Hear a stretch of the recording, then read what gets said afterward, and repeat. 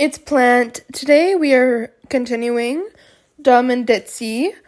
Today we are going to be reading Chapter 3. Let's get into it. Chapter 3. Chapter 2. The meaning of life is found in the map. 2 days. They had been here for 2 days and had nothing to show for it. Let's go over what we know, Hotch said, signaling to JJ, who was by the board that held pictures of the victims. Nodding in acknowledgement, she began speaking words that they all knew by heart. The first victim was 18-year-old Leah Hope. The blonde liaison began as she pointed to the picture of a pale girl with light brown hair. She was found in a small stream at a local park. It was concluded she had been strangled to death. Unfortunately, this unsub was smart enough to wear gloves while he was doing it. "Poor baby," Garcia muttered sadly, averting her eyes from purple handprints on the girl's neck.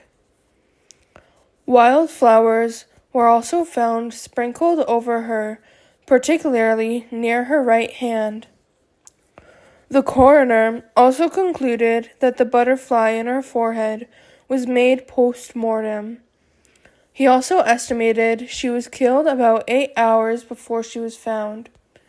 As you all know, some local joggers found her at around 9 a.m. in the morning. "So death was around 1 a.m.? Morgan asked seriously as he did the math in his head. "Yes," JJ confirmed, before moving on to the second victim. Anna Osmill, 21. She was found sitting on a bus stop bench at 4 a.m. Coroner put her death at 12 a.m. and once again found that the unsub carved the marking after she died. Through her speech, she avoided looking at the photo. It was by far the bloodiest murder of the batch. The woman was perched up, with her hands folded neatly in her lap. Her straight, dark brown hair hung loosely around behind her back, with a few strands draping over her shoulders. The killer had paid special attention to her face, and not in a good way. He had given her a glass-grow grin that went up to her cheekbones and had shaved off her eyebrows, but had done a shoddy job of it, leaving behind small cuts and tufts of her eyebrows in his wake. There was a deep cut on her jugular, leaving a waterfall of blood down her dress. Like Leah Hope, a butterfly was carved into her forehead. Thankfully, he didn't force her to endure the torture. The slit to the throat was the first thing he did, JJ concluded. "He's getting more creative," Rossi commented. "More creative or more angry?" Prentice questioned out loud. "But he didn't torture her. He did all this after he killed her. If he was angry, he would have made her suffer." "You can discuss this later," Hotch cut in, before the conversation veered off. "Go on, JJ." Mia Bard, 30, was found in front of a bar called Barmaid, on the corner of Foley's and Burger Street. Green shards of glass that CSI confirmed were from a wine bottle were found embedded in her skin, specifically in her arms, but she died from a blow to the back of her head.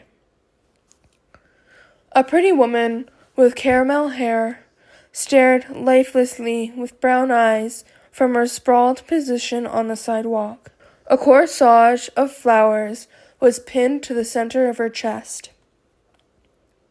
The fourth woman, JJ continued, before anyone could interrupt, was Pearl Revmere, She was found leaning against a dumpster in an alleyway with a cluster of pearl earrings stuffed down her throat.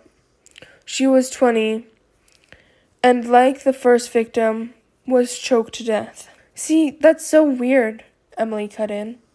He takes all this time to stuff pearls down her throat, but only after she's dead.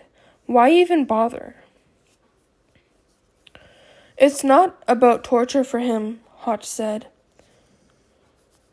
It's about the finished product. Everything he does is for a purpose.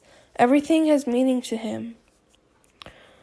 Sarah Delft was 36 and of Mexican descent. She was found on a bench in the same park as Leila Hope. Her heart was in her left hand and some scissors in her right, but like the second victim, her throat was slashed. She was dressed in a traditional Mexican dress that her family confirmed she was not wearing when she left to get groceries. In fact, it didn't even belong to her at all. She's not the only one found with things that didn't belong to her, was she? Rossi questioned as he flipped through the papers. Those wild flowers found in Leila Hope's hand weren't local. The corsage and collar on Mia Bard weren't hers. Pearl Revmere had a strange cloth piece covering her hair, along with the one pearl earring found attached to her ear. The dress and the scissors on Sari doffed. The only who didn't have anything on them was Anna Osmond. What's the significance of the butterfly? Morgan asked out of the blue. It has to mean something. He wouldn't mark them for no reason. Maybe it's his way of claiming them, Prentice wondered. There's no sign of rape, right? Correct. The coroner said there were no signs of sexual assault. Garcia, are you sure there's no connection between the victims? Hotch asked the quirky tech analyst, who was typing ferociously onto her laptop. Sir, I've looked under every nook and cranny, but there is nothing that connects them. One was still in high school, 2 went to different colleges, 1's married, 3 have boyfriends, and 1's single. I'm telling you, there's nothing. No groups, no clubs. They don't shop in the same places.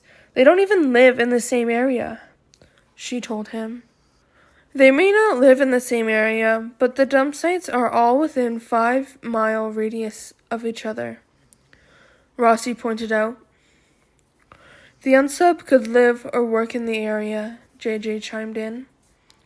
Or it could just be an important place to him, Morgan felt the need to add. This case wasn't making any sense at all. If it wasn't for the butterfly mark, he doubted anyone would know it was the same person. Something wrong, Morgan? Emily asks, seeing frustration come across his handsome face. It bugs me that he doesn't stay with the same method of killing. Sure, he stayed around the throat area for the most part, but why does he change it up, he asks. He may still be learning how he likes to kill best, Rossi told the younger man. There's evidence here that he's just starting to get the hang of this, despite how gory and well-propped the bodies are. If you look closely, the slash to Anna Osmill's throat is jagged and unclean. That means he was unsure of himself.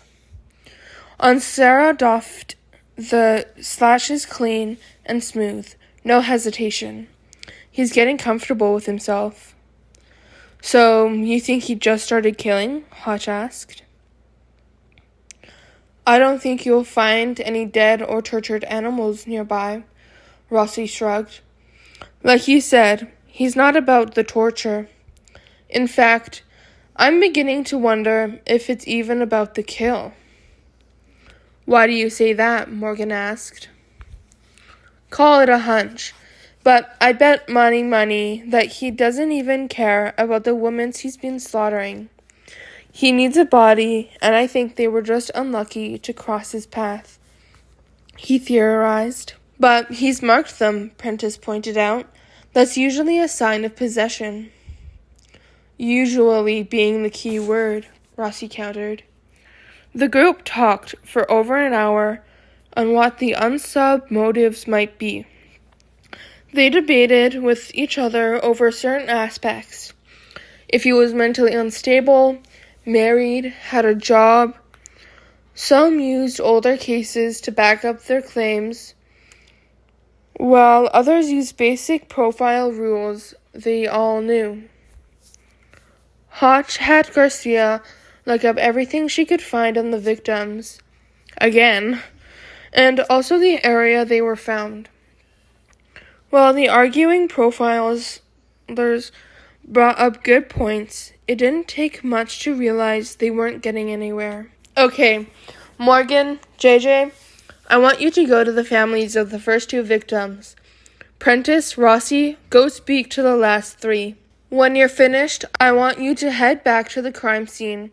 See if CSI missed anything. I'll go interview the coroner that handled the bodies and see if the police who were called to the scenes noticed anything out of the ordinary. Garcia, stay here and work out a geographical profile using the dump sites, he ended, already shrugging his jacket on. But sir, the programs that I use aren't always accurate, Garcia protested. I know, but none of us are able to do the math in our heads, and it will take too long to do by hand, so we'll have to trust technology, Hotchner told her, ignoring the looks the others shot each other. They very rarely relied on geographical profiling because of the math involved. And while programs such as CrimeStat and Rigo could perform the task, the results weren't always correct. I love cake. Oh, yes, I love cake. Sorry. I thought this was the bathroom. A Ditzy voice from the doorway said, and they all turned to see Reed there with a blush on his face. My sugar man! Garcia squealed in joy from her seat, about to get up until she saw Hotch glare at her. Work, he silently commanded, and she did so with a defeated slump of her head. Were you singing just now? JJ asked with a smile, already knowing the answer. Yeah, I was singing the cake song, he said, nodding his head swiftly. I have other songs I like to sing too. The coffee song, muffin song, fashion song, sunshine song. He rattled off with his fingers. You're a very happy person, aren't you? Rossi asked in such a tone that the others knew what he was really saying. You're a very dense person, aren't you? Nothing wrong with being happy, Reed replied back, even though he understood Rossi's tone. Secretly, he was cursing himself for not paying attention because he really was headed toward the bathroom. These last 2 days, he had done his best to avoid the team and had been doing an excellent job until now. I like to look on the bright side of life, he told Rossi, before giving the man a serious look that just didn't look right on his face. In fact, I'm such a light person, it makes me deep, he finished solemnly. Oh, yes, Rossi agreed as he stepped out the door. You're as deep as any rain puddle I've ever seen, he quipped over his shoulder, getting a deep laugh from Morgan and 3 frowns from Emily, JJ, and Hotch as they walked out of the room. Don't listen to that mean, grumpy old man, Garcia tried to console him, despite the fact that it looked like the answer flew over his head. You're perfect, sweet pea. He wasn't complimenting me? He asked with a bewildered look that made his eyes go big. Gah! just when she thought he couldn't get more adorable. She trailed off, not sure what to say. What was I doing back here anyway? Reed asked as he tapped his chin, unknowingly giving her a chance to change subjects. The bathroom. You came into the wrong room, but you needed the bathroom, Garcia replied urgently. You're right. I do need to go to the bathroom. I forgot all about it. How silly, he gasped in shock before doing an about-face and leaving the room. I love coffee. It's the best. Yes, yes, coffee lover right here. She heard him sing off-key as he wandered down the hall. I must get a picture of him before we leave, she muttered to herself. That is your mission, Garcia, to snap a picture of the most adorable man on earth. Oh, what I could do in Photoshop with that, she cackled as she began typing coordinates into one of the programs that would make up the geographic profile. Pressing enter, she tapped her finely manicured fingernails against the desk in anticipation. Come on, baby, don't let me down. You could help solve this case, she encouraged the machine and gave a mighty cheer when it finished. Yahtzee! She gave her mighty war cry as she let down on of the mats and began setting up pins and tying on string that would give her the center location. And the winner is... She did a drum roll as she read off the name. Nevada State University. Nice try, He-Man woman hater, but I, the tech goddess, am on to you. Quickly grabbing her phone, she speed dialed the first person who needed the information first. Hotchner, he picked up after the first ring. Hotch, it's Garcia, and baby, you'll love what I got for ya, she told him excitedly. Don't call me baby. What did you find? He asked, getting straight to business, making her pout. Why couldn't he play along with her just once? I'm done with the G profile. Our unsub is at Nevada State University. Am I good, or what? She asked him smugly. Good work. I'll inform the others and send someone over to take a look around. Go ahead. Take a break, he told her, and held the phone away from his ear at her high-pitched yell of joy. Damn, it was just a lunch break. He wasn't that much of a slave driver, was he? What the devil was that? The coroner asked, looking up from one of the victims he had pulled out for Hotch. Just a happy subordinate, Hotch replied, snapping his phone shut. Hey, he hung up on me. Rude, Garcia said aloud with a small frown. Oh well, maybe some of the secretaries can show me a good place to eat, preferably a Chip and Dale-themed restaurant. She gave a perverted giggle as she grabbed her purse and headed towards the front. If only she had forgotten something and had to come back, she would have seen a miracle. Hey, Miss Garcia, did you guys need any more? Reed cut himself off when he realized no one was in the room. Curious, he muttered to himself before looking at the clock on the wall. Ah, it's lunchtime. That explains it. He turned to leave when the map that hung down from the wall caught his eye. Unable to help himself, he stepped closer to study it. This is a geographical profile, he gasped out in a delighted voice.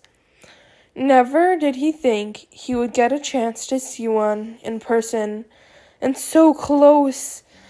He had, of course, read all about them, and even did a few for fun in his spare time. Go ahead, laugh it up.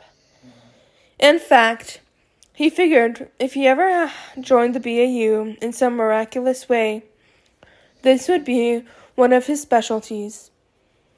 The math had to be precise on these numbers, and he was pretty good with numbers. Alas, he had to go before someone came in and got him.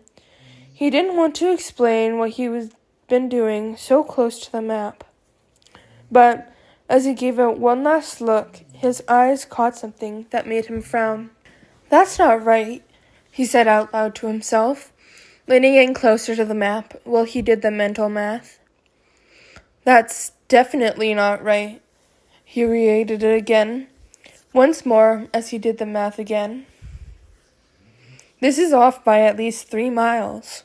Knowing such a miscalculation could hurt the case, but not wanting to get caught touching things he wasn't supposed to. Spencer bit the bottom of his lip nervously. He was stuck somewhere between a rock and a hard place, and it sucked royally. Should he fix it? It's not like anyone would know it was him. Still, maybe he should leave it. No point in making himself suspicious. After all, he was the only person who comes in here besides the team and the chief, so he would be a suspect. But if he didn't fix it, another woman might die. What if this helped find the killer? Or what if the team was just moved it back in place? No, once they realize Nevada State will turn up cold, they'll look in the new location just to make sure. He spent a whole 10 minutes fighting with himself before making up his mind. Glancing around to make sure the room didn't have any cameras, he reached to the door and shut it softly, and made sure the blinds were shut before racing back to the map and correcting it. Moving the pins and strings into the right place felt exhilarating. Suddenly, his heart seemed to flare up for the first time in a long time from joy. He sucked in a surprised breath at the feeling.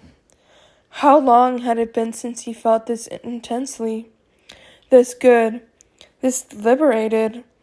He couldn't remember, couldn't even begin to recall. He felt like he had been brought back to life. Had he really been so dead and not even realized it?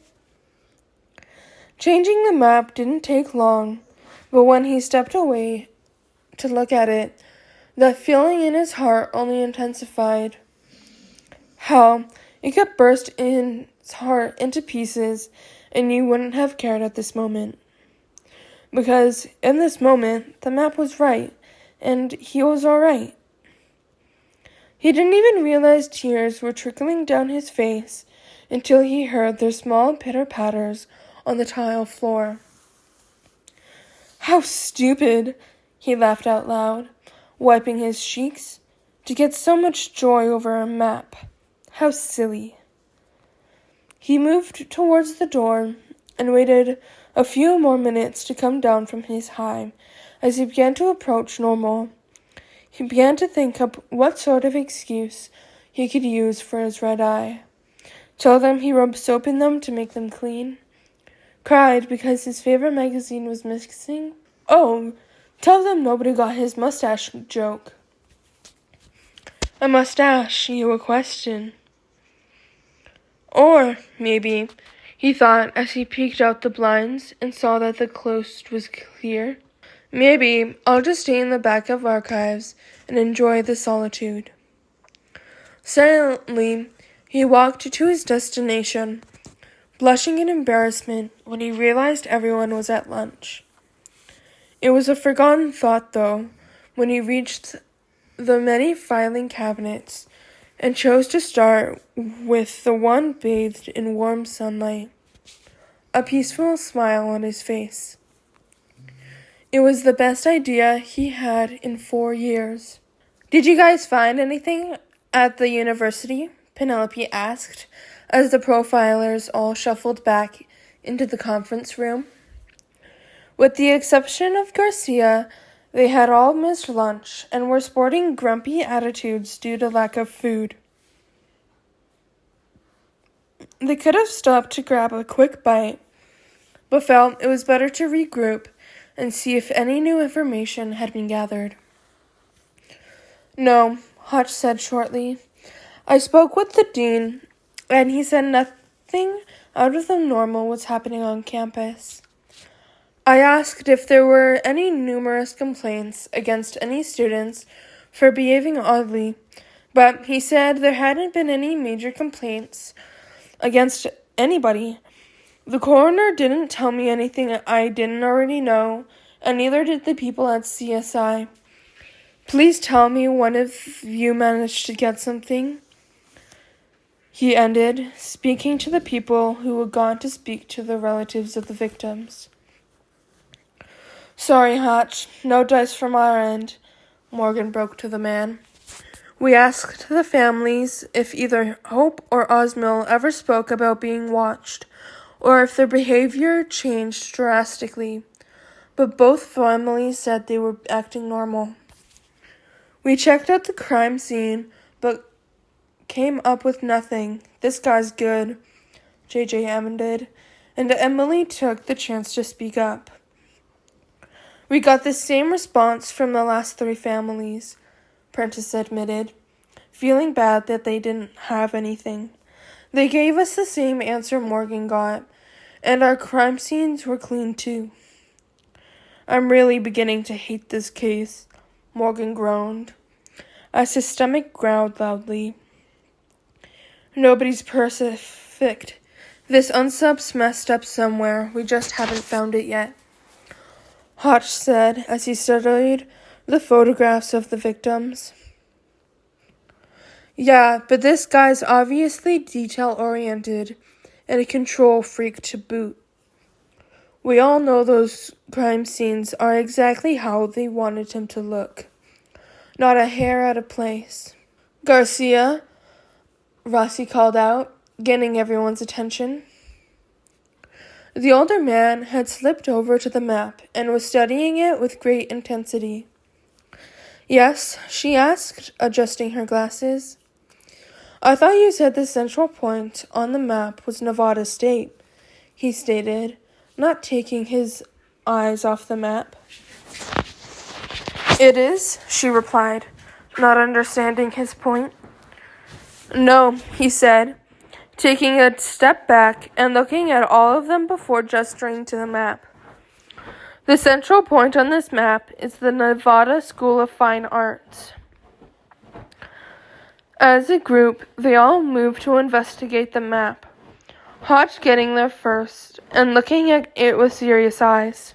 Garcia, he said after a moment, are you sure you gave me the right place? He asked, dark eyes boring into hers.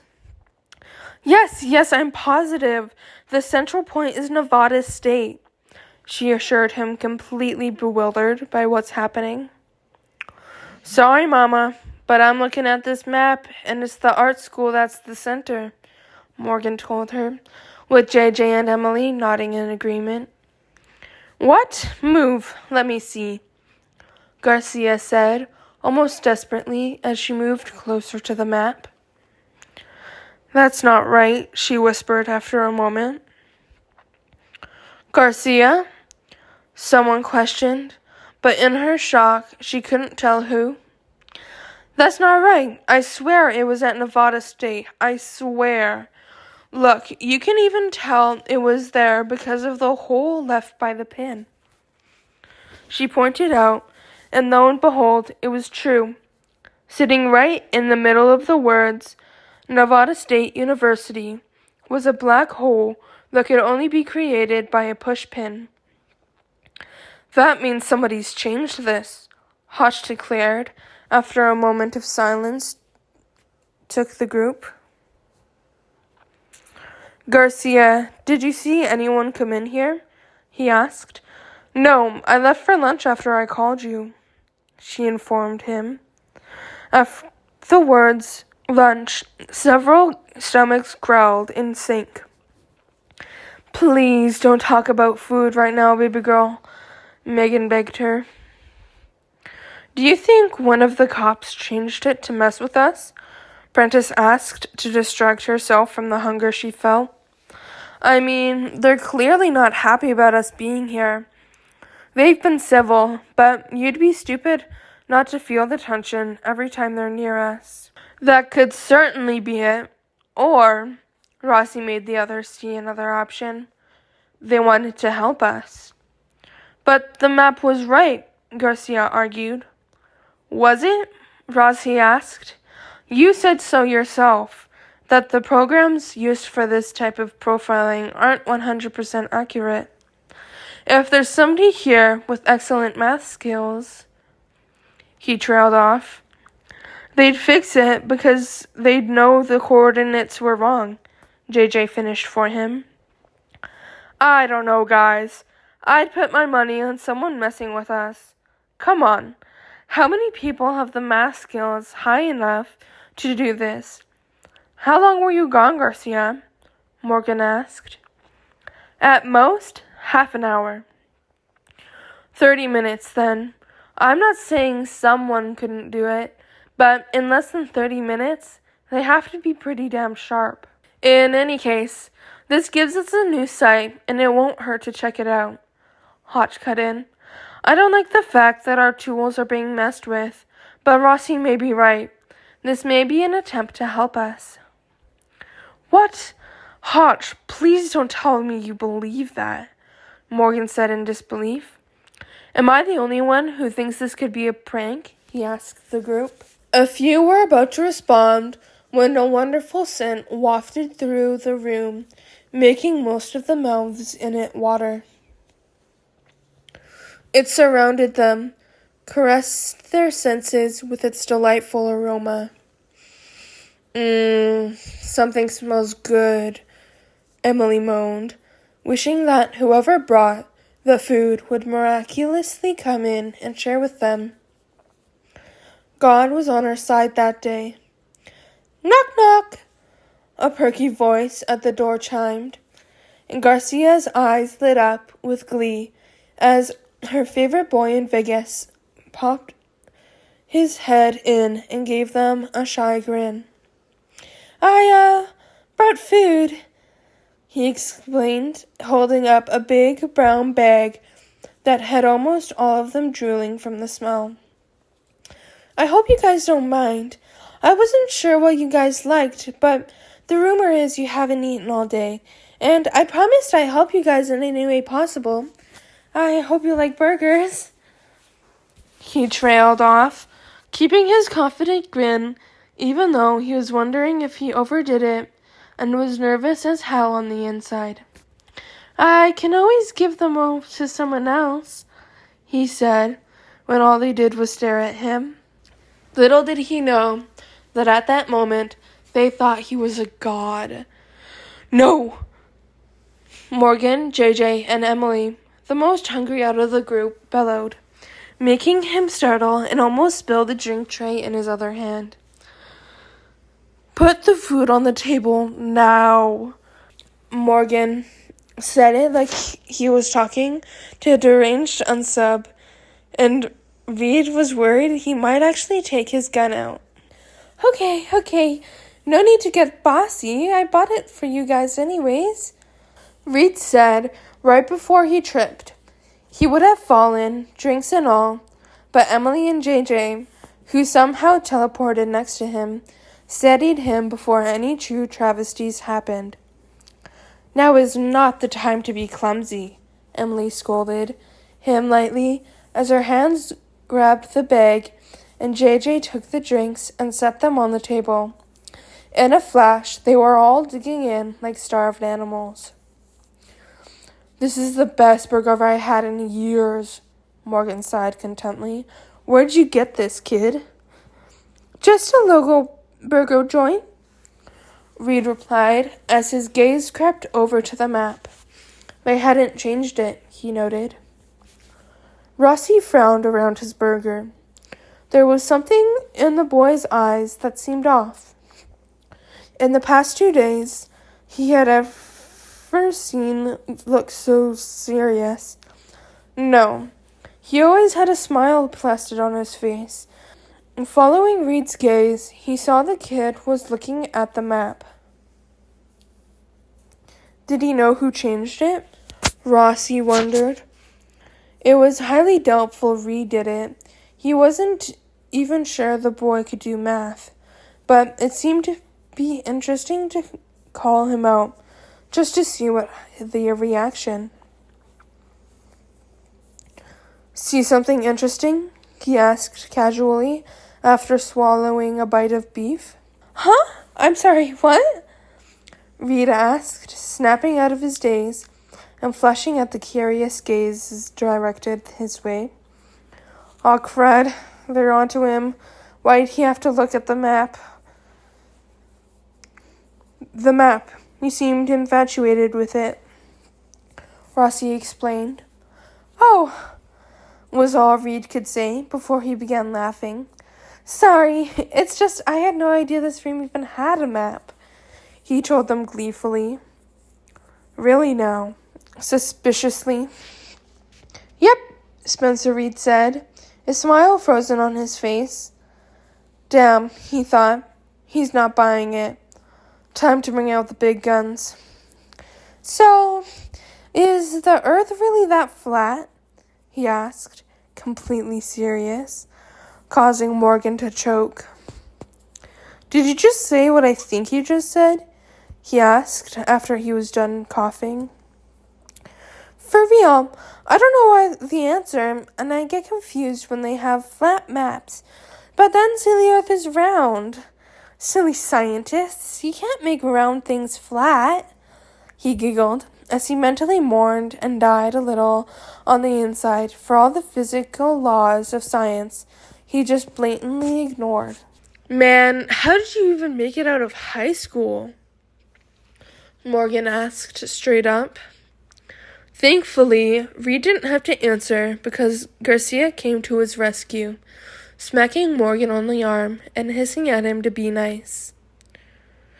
Oh, Reed said loudly, as if just remembering something. I didn't know what kind of drinks everyone liked, so I had to guess, he told them, making everyone look at the said drinks somewhat distrustfully. I'm not sure if I trust you with these kind of decisions, Morgan spoke up again, poking one of the drinks like he was expecting it to explode. Reed ignored him and began handing out drinks as he opened the lids to see their contents. All right, let's see here. Pink lemonade for Miss Garcia, because she's sweet with her own twist on things, he said, handing her the drink. Oh, you know me so well, and we hadn't even known each other for a full 72 hours, she flirted before taking a sip. Thanks. Next up is water for Miss JJ, because she's cool and refreshing. He handed her the cup, and she thanked him, secretly impressed that he pegged it right. Ever since she had done sports in high school, the athlete in her always made her shield away from sugary drinks.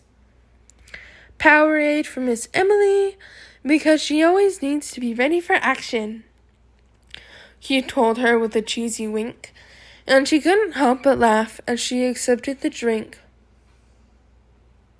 She was an action girl, not afraid to tackle a man 2 times her size if that's what it took. Dr. Pepper for Mr. Morgan, because he's full of flavor, Reed crowed, obviously very happy about coming up with that. Thanks, kid, Morgan said with a small smile of his own. This kid was dumb as rocks, but he had a good heart, and that's what really mattered in the end. I picked sweet tea for Mr. Rossi, because even though it's an old drink, it's still good, Reed stuttered. Thanks. I'll try and ignore the old part in that speech, Rossi said dryly as he took a sip. And finally, a Coca-Cola for Mr. Hotch, because he's sweet but a little bitter. Also, he's the leader of the pack, Reed finished proudly.